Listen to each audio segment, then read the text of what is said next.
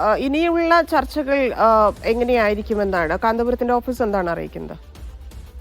അത് ഇനി ഈ ഒരു ധാരണയെ കോടതിയിലേക്ക് എത്തിക്കുന്നത് വരെയുള്ള ലീഗൽ പ്രോസസ്സ് പിന്തുടരുക എന്നുള്ളതാണ്. ഇതിനിടയിൽ കുടുംബത്തിന് വേറെ മാറ്റം വരാത്ത രീതിയിൽ തന്നെ ഒരു സർക്കാർ പ്രതികൾ ഉൾപ്പെടെയുള്ള സമയത്തുണ്ടായ സാന്നിധ്യത്തിലുണ്ടായ ധാരണയെ അങ്ങേറ്റം വരെ കോടതിയിലേക്ക് എത്തിച്ച് അതൊരു രേഖാമൂലമാക്കി തീർക്കുകയും കോടതി സ്വാഭാവികമായിട്ടും മാപ്പപേക്ഷയോടെ എത്തിക്കഴിഞ്ഞാൽ സ്വാഭാവികമായിട്ടും കോടതി വധശിക്ഷ റദ്ദാക്കും. പിന്നെ അതിന്റെ ഫർദർ പ്രൊസീഡിങ്സ് ആ കുറ്റത്തിനുള്ള മറ്റു ശിക്ഷ, വധശിക്ഷ അല്ലാത്ത ആ ശിക്ഷ എന്നുള്ളതാണ് ഏറ്റവും പ്രധാനപ്പെട്ട കാര്യം. നമുക്ക് മറ്റു വിവരം വരുന്നത് കേന്ദ്ര സർക്കാരിന്റെ ഭാഗത്ത് ഇക്കാര്യത്തിൽ ഒരു സ്ഥിരീകരണം വന്നിട്ടില്ല. അതായത് മോചനമോ അല്ലെങ്കിൽ വധശിക്ഷയുടെ കാര്യത്തിലോ പിന്നെ കേന്ദ്ര സർക്കാരിന്റെ ഭാഗത്ത് പുതിയ വിവരം സ്ഥിരീകരിച്ചില്ല. നമുക്കറിയാം കഴിഞ്ഞോണം ആദ്യഘട്ടത്തിൽ ഈ വിവരം മാറ്റിവെച്ചുള്ള വിവരം വന്നെങ്കിലും പിന്നീട് കേന്ദ്ര സർക്കാരിന്റെ വൃത്തങ്ങൾ അത് സ്ഥിരീകരിച്ചിരുന്നു. ഒരുപക്ഷെ അവര് നയതന്ത്ര തലത്തിൽ ബന്ധപ്പെടുന്നുണ്ടാകുമെന്ന് മനസ്സിലാക്കുന്നു. നമുക്കറിയാം യമനില് എംബസി എന്ന് പറയുന്ന യമനിലെ ഏതെങ്കിലും സ്ഥലത്തല്ല പ്രവർത്തിക്കുന്നത്, സൗദി അറേബ്യയിലാണ്. അതുകൊണ്ട് തന്നെ നയതന്ത്ര ബന്ധങ്ങൾക്ക് അത്തരം കമ്മ്യൂണിക്കേഷന് കുറച്ച് സമയമെടുക്കും. നമ്മുടെ മറ്റ് നയതന്ത്ര പ്രതിനിധികൾ അവിടെ ഉണ്ട്. അതായത് ഔദ്യോഗികമായ എംബസി അല്ലെങ്കിൽ പോലും എംബസി ഡയറക്റ്റ് നിയോഗിച്ചിരിക്കുന്ന വ്യക്തികളൊക്കെ ഉണ്ട്. അവരിൽ നിന്നൊക്കെ അതോടൊപ്പം തന്നെ സർക്കാർ വൃത്തങ്ങളിൽ നിന്നൊക്കെ ബന്ധപ്പെട്ടുകൊണ്ട് ഇക്കാര്യത്തിൽ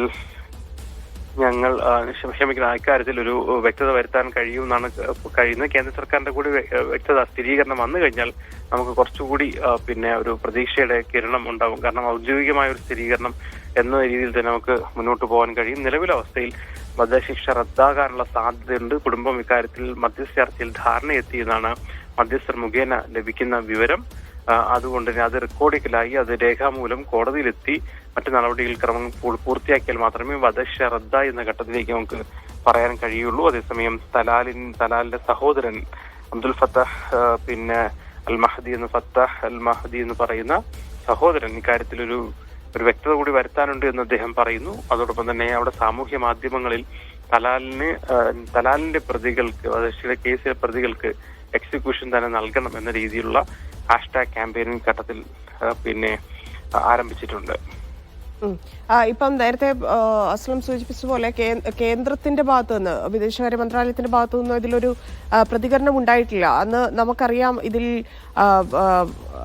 അബൂബക്കർ മുസ്ലിയാർ പറഞ്ഞിരുന്നു കേന്ദ്ര സർക്കാരിന്റെ ഇല്ലെങ്കിൽ സർക്കാർ നിയോഗിക്കുന്ന നയതന്ത്ര പ്രതിനിധികൾ കൂടി ഇതിൽ പങ്കെടുക്കണമെന്നൊക്കെ. അതൊക്കെ കേന്ദ്ര സർക്കാർ നേരത്തെ തള്ളിയിരുന്നു. അത്തരത്തിൽ ആരെങ്കിലും ഇതിൽ പങ്കെടുത്തിട്ടുണ്ടോ? ചർച്ചയിൽ ആരൊക്കെയാണ് ഉണ്ടായിരുന്നത്? കേന്ദ്രം ഇത് സ്ഥിരീകരിക്കാനോ ഇല്ലെങ്കിൽ ഇതിൽ പ്രതികരിക്കാനോ ഉള്ളൊരു സാധ്യത ഇനി എത്രയാണ്? കേന്ദ്രത്തിന് അവിടുന്ന് നയതന്ത്ര തരത്തിലുള്ള വിവരങ്ങൾ കിട്ടിയാൽ അവർ സ്ഥിരീകരിക്കും എന്താണ് സംഭവിച്ചതിനെ കുറിച്ച്. സ്വാഭാവികമായിട്ടും മാധ്യമങ്ങൾ കൂടി വാർത്ത വരികയും ഇക്കാര്യത്തിൽ പല സ്ഥലത്തുനിന്നും വിവരങ്ങൾ വരികയും ചെയ്ത സാഹചര്യത്തിൽ കേന്ദ്ര സർക്കാരിന്റെ ഉദ്യോഗസ്ഥർ വഴിയുള്ള സ്ഥിരീകരണം അവർ കാത്തിരിക്കുന്നു എന്നാണ് മനസ്സിലാക്കുന്നത്. ആ സ്ഥിരീകരണം വരികയാണെങ്കിൽ സ്വാഭാവികമായിട്ടും താൽക്കാലികമായിട്ടെങ്കിലും റദ്ദാക്കിയിട്ടുണ്ടെങ്കിൽ അത് ഇക്കാര്യത്തിൽ ഒരു സ്ഥിരീകരണം വരുമെന്ന് പ്രതീക്ഷിക്കുകയാണ്. കേന്ദ്ര സർക്കാരുമായി ബന്ധപ്പെട്ട വൃത്തങ്ങളുമായി നമ്മുടെ ഡൽഹി ബ്യൂറോ ബന്ധപ്പെടുന്നുണ്ട്. നമ്മൾ മനസ്സിലാക്കുന്നിടത്തോളം ഈ കാര്യത്തിലൊരു സ്ഥിരീകരണം കേന്ദ്ര സർക്കാരിന്റെ ഭാഗത്തുകൂടി വരുമെന്നാണ് പ്രതീക്ഷിക്കുന്നത്. മധ്യസ്ഥരിൽ നമുക്ക് ലഭിക്കുന്നതിന്റെ പ്രകാരം വൈകാതെ തന്നെ അവിടെ സർക്കാർ തലത്തിൽ, യമന്റെ സർക്കാർ തലത്തിൽ തന്നെ ഇക്കാര്യത്തിലൊരു വ്യക്തത വരും, സ്ഥിരീകരണം വരും. യമന്റെ സർക്കാർ പ്രതിനിധികൾ കൂടി പങ്കെടുത്ത ഒരു ചർച്ചയിലാണ് ഒരു ധാരണ, അന്തിമഘട്ടത്തിൽ ഒരു ധാരണയിലേക്ക് എത്തി എന്നുള്ളതാണ് ഏറ്റവും പ്രധാനപ്പെട്ട കാര്യം. ഇന്ത്യൻ നമ്മൾ നേരത്തെ പറഞ്ഞു ഉമർ ഹഫീദ് നിയോഗിച്ച പ്രതിനിധി, അതോടൊപ്പം തന്നെ നോർത്തേൺ യമനിലെ ഭരണാധികാരി, നോർത്തേൺ യമനിലാണ് അദ്ദേഹത്തിന്റെ താമസം. തലാലിന്റെ വീട് എന്ന് പറയുന്നത് നോർത്തേൺ യമനാണ്. ഉത്തര യമനിലെ ഭരണാധികാരികളും അതോടൊപ്പം അന്താരാഷ്ട്ര നയതന്ത്ര ഉദ്യോഗസ്ഥരും എന്നുള്ളതാണ് മനസ്സിലാക്കുന്നത്. ഒരുപക്ഷെ അതിൽ കേന്ദ്ര സർക്കാരുമായി ബന്ധപ്പെട്ട ഉദ്യോഗസ്ഥർ കൂടി ഉണ്ടാവാൻ സാധ്യതയുണ്ട്. പക്ഷേ കേന്ദ്ര സർക്കാരിന്റെ സ്ഥിരീകരണമില്ലാതെ നമുക്ക് ഇക്കാര്യത്തിൽ പറയാൻ കഴിയില്ല. ഒരു മധ്യസ്ഥ ചർച്ച, ആദ്യഘട്ടത്തിൽ നടന്ന ചർച്ച പിന്നീട് അവിടുന്ന് അങ്ങോട്ട് വികസിച്ച് കുറച്ചുകൂടി സർക്കാരുമായി ബന്ധപ്പെട്ട വൃത്തങ്ങൾ കൂടി പങ്കെടുക്കുന്ന ഒരു ചർച്ചയാണെന്നാണ് മനസ്സിലാക്കാൻ കഴിയുന്നത്. എന്തായാലും സന്നയിൽ, യമന്റെ തലസ്ഥാനമായ സന്നയിൽ നടത്തിയ ഒരു നിർണായകമായ ചർച്ചയിൽ ഇക്കാര്യത്തിൽ ഒരു ധാരണയായി പറയുന്നു. അതേസമയം ഇക്കാര്യത്തിൽ കുടുംബത്തിൽ എല്ലാവരും അത് ധാരണയായിട്ടുണ്ടോ അല്ലെങ്കിൽ ഇക്കാര്യത്തിൽ ഒരു ഫൈനൽ ഇതിലേക്ക് എത്തിയിട്ടുണ്ടോ എന്ന കാര്യം നമ്മൾ അദ്ദേഹത്തിന്റെ ഫേസ്ബുക്കിലേക്ക് നോക്കുമ്പോൾ, അബ്ദുൽ ഫത്താഹിന്റെ ഫേസ്ബുക്കിലേക്ക് നോക്കുമ്പോൾ അക്കാര്യത്തിൽ ഒരു സ്ഥിരീകരണമില്ലാത്തൊരു സാഹചര്യം നിലനിൽക്കുന്നു എന്നുള്ളതാണ് നമ്മുടെ ഒരു ആശങ്ക അബ്ദുൽ ഫത്താഹിന്റെ പിന്നെ ഫേസ്ബുക്കിൽ ഒരു വ്യക്തത വരുന്നില്ല.